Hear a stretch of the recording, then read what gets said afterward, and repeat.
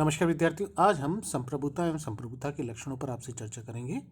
संप्रभुता राज्य के लिए एक अनिवार्य व आवश्यक तत्व है। इसके बिना राज्य की कल्पना करना संभव नहीं है। संप्रभुता का राज्य में वही महत्व है जिस प्रकार मनुष्य में प्राण होते हैं, उसी प्रकार राज्य में संप्रभुता होती है। इसके बिना राज्य की कल्पना करना संभव नहीं है। संप्रभुता के अंतर्गत राज्य में आंतरिक व बाहरी रूप से स्वतंत्रता स्थापित होती है। राज्य आंतरिक व बाहरी रूप से स्वतंत्र होता है। जहाँ पर भी संप्रभुता निवास करती है वहाँ वह राज्य सर्वोच्च स्थिति रखता है, सर्वोच्च शक्ति का उपयोग करता है। राज्य के अंतर्गत सभी निवासी, सभी व्यक्ति, सभी संस्था राज्य की आज्ञाओं का पालन करते हैं। संप्रभुता राज्य में स्थायी रूप से निवास करती है और ये संप्रभुता सर्वोच्च तो है ही, साथ में सर्वोच्च शक्ति के रूप में स्थापित होती है। संप्रभुता का आंग्ल पर्यायवाची शब्द सर्वनेटी शब्द है, जो लैटिन शब्द सुपर एनएस से बना है, सुपर प्लस एनएस, जिसका अर्थ है सर्वोच्च शक्ति। यह राज्य की सर्वोच्च शक्ति है। यदि राज्य में संप्रभुता नहीं होगी, प्रभुसत्ता नहीं होगी, तो हर कोई व्यक्ति अपनी इच्छा अनुसार कार्य करेगा, अपनी इच्छा अनुसार कानूनों का पालन करेगा और इसके नहीं होने से राज्य में संघर्ष की स्थिति होगी, अराजकता की स्थिति होगी, अव्यवस्था की स्थिति होगी।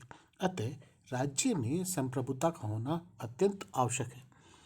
जीन बौद्धा के अनुसार संप्रभुता नागरिक व प्रजा के ऊपर राज्य की वह सर्वोच्च शक्ति है जिस पर कानून का कोई अंकुश नहीं होता है। विलोबी के अनुसार संप्रभुता राज्य की सर्वोपरि इच्छा होती है। संप्रभुता दो पक्ष के रूप में राज्य में दिखाई देती है, आंतरिक प्रभुसत्ता और बाहरी प्रभुसत्ता।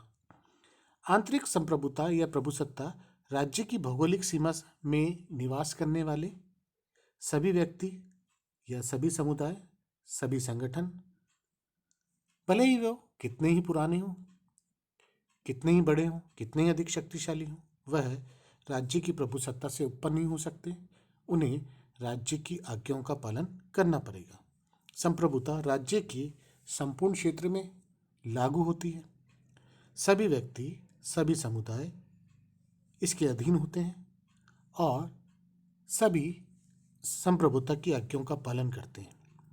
कोई भी व्यक्ति, संस्था, समुदाय संप्रभुता की आज्ञाओं की अवहेलना नहीं करता है।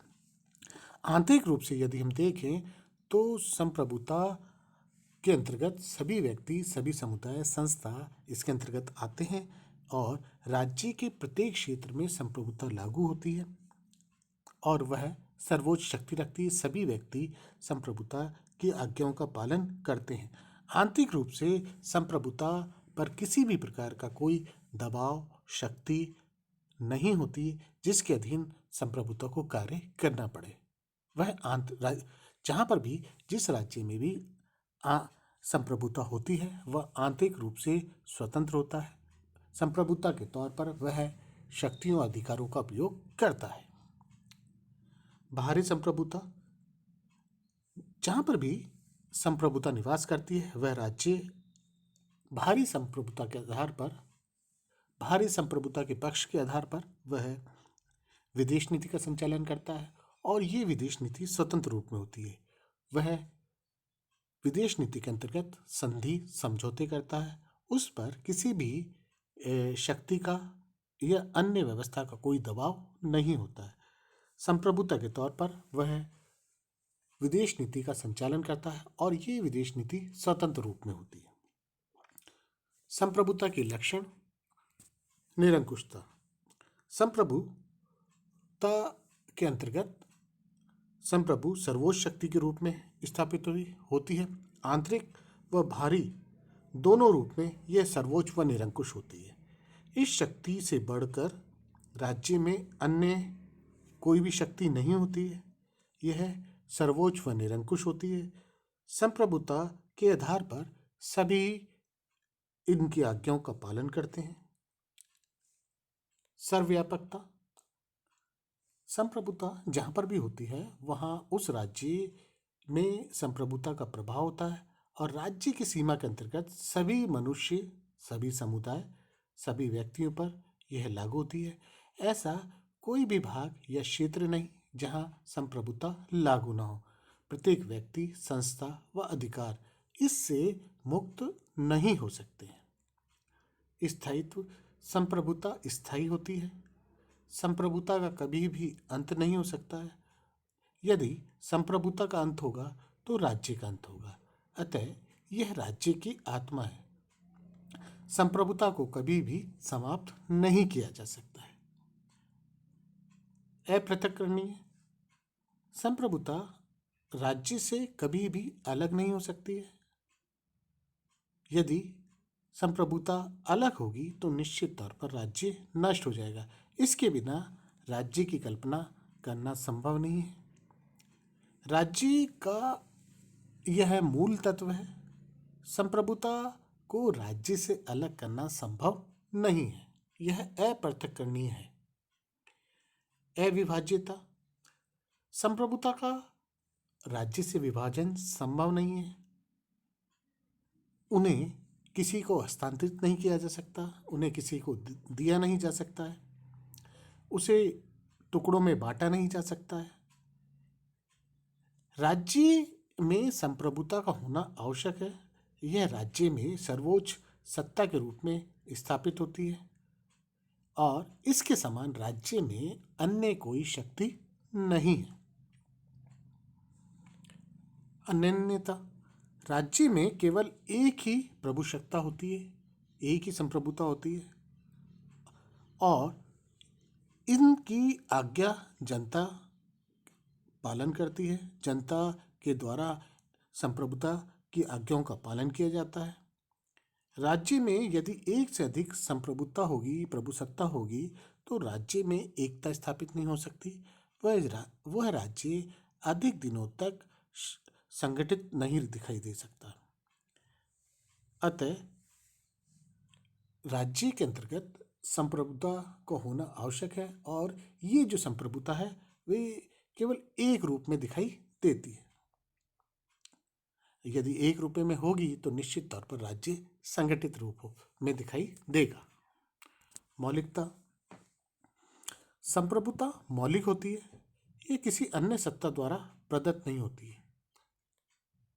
इसका जो स्वरूप है वह मौलिक रूप में होता है। संप्रभुता के विविध रूप, संप्रभुता के विविध रूप भी दिखाई देते हैं।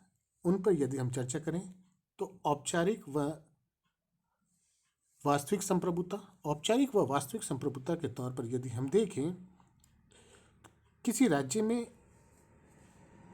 एक व्यक्ति या एक इकाई द्वारा सैद्धांतिक दृष्टि से संपूर्ण शक्ति निहित होती है, लेकिन यदि वह उन शक्तियों का उपयोग न करे, उन शक्तियों का उपयोग कोई अन्य करे, या यदि हम इसे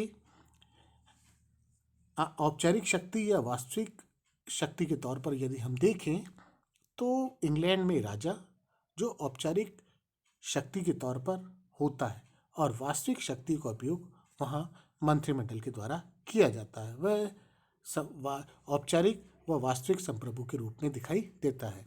इसी प्रकार यदि भारत में देखें तो भारत में राष्ट्रपति सैद्धांतिक रूप से शक्तियों का उपयोग करता है और वास्तविक शक्ति का उपयोग मंत्रिमंडल के द्वारा किया जाता है। तो यहाँ भी औपचारिक संप्रभु और वास्तविक संप्रभुता का रूप दिखाई देता है। कानूनी संप्रभु, कानूनी संप्रभुता के अंतर्गत यदि हम देखें तो राज्य के अंतर्गत कानूनों का जो निर्माण किया जाता है वो इस कानूनी संप्रभुता के तौर पर किया जाता है और उसका पालन भी कानूनी संप्रभुता के आधार पर होता है। राज्य में वैधानिक दृष्टि से इन्हें सर्वोच्च शक्ति प्राप्त होती है और इन कानूनी संप्रभुता पर किसी भी प्रकार का कोई प्रतिबंध नहीं होता है।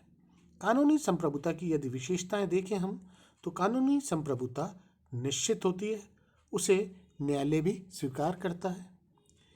किसी भी एक व्यक्ति या समूह में यह कानूनी संप्रभुता निहित हो सकती है। कानूनी संप्रभुता को संगठित, स्पष्ट व विधि के द्वारा मान्यता प्राप्त होती है। यह निश्चित होती है। कानूनी संप्रभुता व्यक्तियों को अधिकार देती है, लेकिन व्यक्ति उन अधिकारों का उपयोग संप्रभुता के विरुद्ध नहीं कर सकता है। कानूनी संप्रभुता में शक्ति सर्वोच्च होती है और यह शक्ति असीमित रूप से दिखाई देती है। राजनीतिक संप्रभुता के तौर पर यदि हम देखें, राजनीतिक संप्रभुता कुछ देशों में जो है कानूनी रूप से और राजनीतिक रूप से एक सी होती है, लेकिन अधिकांश देशों में कानूनी संप्रभुता और राजनीतिक संप्रभुता में अंतर होता है। जहाँ पर भी प्रतिनिधियात्मक लोकतंत्री व्यवस्था पाई जाती है, वहाँ जनता द्वारा प्रतिनिधियों का निर्वाचन किया जाता है और ये प्रतिनिधि विधि का निर्माण करते हैं और संविधान के अनुरूप शासन व्यवस्था संचालित करते हैं। यह वैधानिक संप्रभु होते हैं, लेकिन उस पर नियंत्रण जनता का होता है और ये जो जनता है वह राजनीतिक संप्रभुता के रूप में दिखाई देती है। वैध और यथार्थ संप्रभुता, संप्रभुता का वैध और यथार्थ भी एक रूप है। एक देश में जहां संविधान के द्वारा शासन संचालित होता है और संविधान के द्वारा किसी व्यक्ति को शासन संचालित करने का अधिकार प्राप्त होता है, वह वैध संप्रभुता के तौर पर दिखाई देती है। यथार्थ संप्रभुता वह होती है जहां कोई संप्रभु व्यक्ति या ऐसा कोई व्यक्ति जो अपने प्रति भक्ति भाव रखने हेतु अन्यों को बाध्य करता है। यह कोई मंत्री हो सकता है, अधिनायक नेता हो सकता है, सेनापति होता है और यथार्थ तौर पर यह समस्त शक्तियों को अपने हाथों में स्थापित करता है, लेता है और आगे चलकर यह संविधान में परिवर्तन करता है, शासन व्यवस्था को अपने अनुरूप संचालित करता है।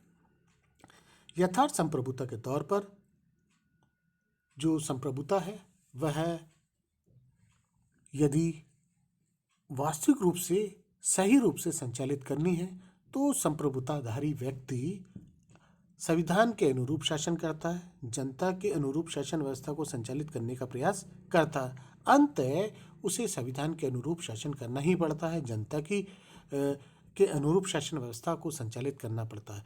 वह संप्रभुधारी अधिक दिनों तक जबरदस्ती शासन व्यवस्था को संप्रभु शक्तियों का उपयोग नहीं कर सकता है। जन संप्रभुता, जन संप्रभुता जनता की प्रभुसत्ता या जनता की शक्ति है। लोकतंत्रीय देशों में जहां समस्त शक्तियां जनता के हाथों में केंद्रित होती है, यह जो प्रभुसत्ता का जो विकास है वह 17वीं और 18वीं शताब्दी में हुआ। रूसों ने भी अपनी सामान्य इच्छा में इस प्रभुसत्ता का पूर्ण समर्थन किया है। लोकतांत्रिक युग में लोकप्रिय प्रभुसत्ता को स्थापित करने के लिए जन संप्रभुता जो जनता के हाथों में समस्त शक्ति है वह उस रूप में दिखाई देती है। आज हमने संप्रभुता के संदर्भ में आपसे चर्चा की। संप्रभुता जो राज्य के लिए अत्यंत आवश्यक है, इसके बिना राज्य की कल्पना करना संभव नहीं है और संप्रभुता राज्य के लिए सर्वोच्च शक्ति रखती है। राज्य संप्रभुता का उपयोग करते हुए सर्वोच्च स्थिति प्राप्त करता है, सर्वोच्च शक्ति का उपयोग करता है। समस्त जनता संप्रभुता की शक्तियों का आदर करती है, उनके कानूनों का पालन करती है और संप्रभुता का जो क्षेत्र है वो राज्य के समस्त क्षेत्रों में होता है। राज्य में यह स्थायी रूप से स्थापित होती है।